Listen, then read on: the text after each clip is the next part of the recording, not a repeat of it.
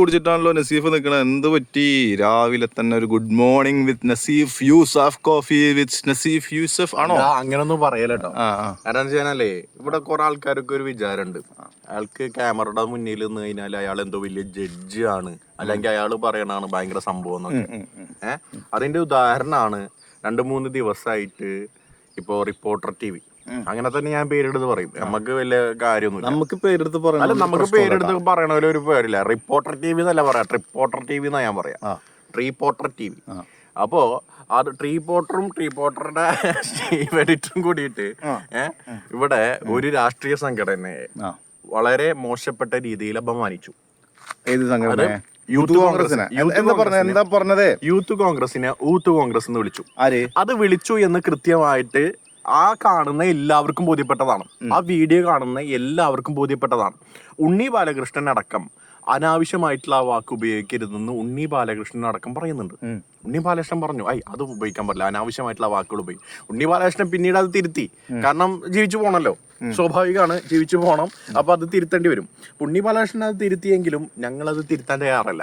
ഞങ്ങൾ എന്ന് പറയുമ്പോൾ നിസാർ കുമ്പിള അടക്കമുള്ള ഓൺലൈൻ സോഷ്യൽ മീഡിയ കോൺഗ്രസിന് വേണ്ടി കൊണ്ട് അഹോരാത്രം പണിയെടുക്കുന്ന ആളുകളാണ് അവരൊക്കെ.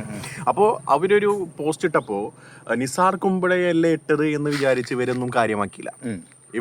അത് സോഷ്യൽ മീഡിയ ഹാൻഡിൽ ചെയ്യുന്ന ഒരാളാണല്ലോ, അപ്പൊ അയാളൊന്നും കാര്യമാക്കില്ല, അത് വേറെ രീതിയിൽ പൊയ്ക്കോളും എന്ന് വിചാരിച്ച് കോൺഗ്രസിന്റെ കുറെ മുതിർന്ന ആളുകൾക്കൊക്കെ ഇവർ പിടിച്ചു.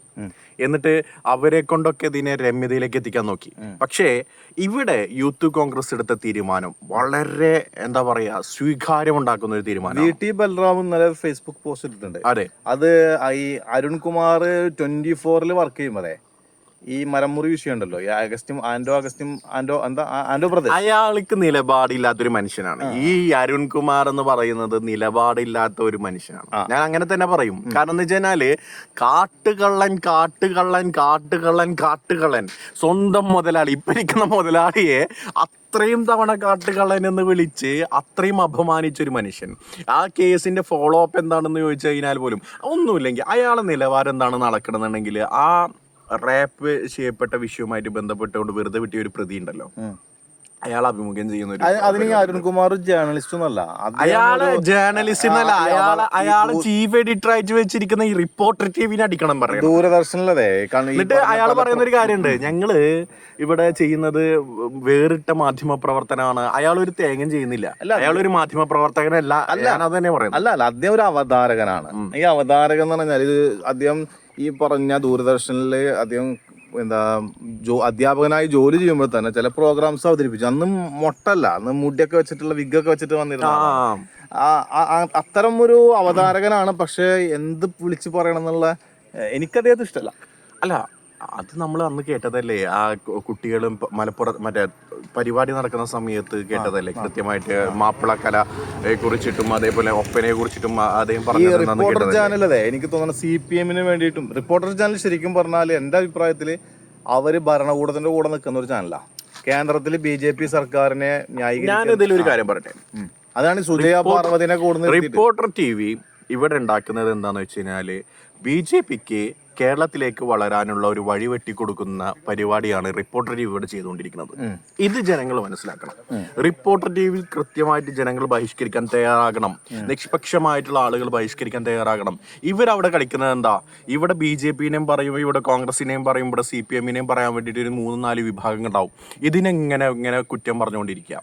ഇതിന്റെ ഉള്ളൊഴുക്ക് എന്ന് പറയുന്നത് BJPയെ സപ്പോർട്ട് ചെയ്യുന്ന ഒരു ഇതാണ് വരുന്നത്. BJPനെയും CPMനെയും എന്ന് വെച്ചാൽ ഭരിക്കുന്ന പാർട്ടിയെ, കേന്ദ്രത്തിൽ സംസ്ഥാനത്തിലും ഭരിക്കുന്ന പാർട്ടിയെ സപ്പോർട്ട് ചെയ്തുകൊണ്ടിരിക്കുന്നവര്.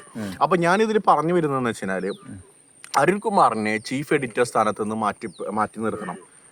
കാരണം കോൺഗ്രസ് ഇനി റിപ്പോർട്ടർ TVയിൽ പങ്കെടുക്കാനേ പാടില്ല എന്നാണ് എന്റെ അഭിപ്രായം. കോൺഗ്രസ് ബഹിഷ്കരിക്കണം, കൃത്യമായിട്ട് ബഹിഷ്കരിക്കണം റിപ്പോർട്ടർ TV.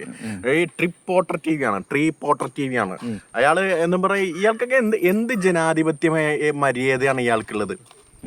എന്ത് ജനാധിപത്യ മര്യാദയാണ് ഇയാൾക്കുള്ളത്? ഇയാൾ വേറെ കാര്യം എന്ന് വെച്ചാല് ഇയാള് ആ സമയത്ത് ഇയാൾ പറയേണ്ടത് എന്താണെന്നറിയോ, ഞാൻ അങ്ങനെ പറഞ്ഞിട്ടില്ല, പക്ഷേ നിങ്ങൾക്ക് അങ്ങനെ പറഞ്ഞതായിട്ട് ബോധ്യപ്പെട്ടിട്ടുണ്ടെങ്കിൽ അതിനെ ഞാൻ മാപ്പ് ചോദിക്കുന്നു, അല്ലെങ്കിൽ ഞാൻ അതിന് ക്ഷമ ചോദിക്കുന്നു എന്ന് പറയാൻ പോലും മര്യാദയില്ലാത്ത ഇയാളൊക്കെയാണോ മാധ്യമ പ്രവർത്തനം ചെയ്യാവുന്നത്? ഒരു എന്താ പറയുക, ഒരു രീതിയിലുള്ള ഒരു ക്ഷമാപണം പോലും നടത്താൻ കഴിയാത്ത ഇയാളൊക്കെ എന്ത് മാധ്യമ പ്രവർത്തനമാണോ ചെയ്യുന്നത്? അരുൺകുമാർ എന്ന് പറയുന്ന ആള് മാധ്യമ പ്രവർത്തകനല്ല.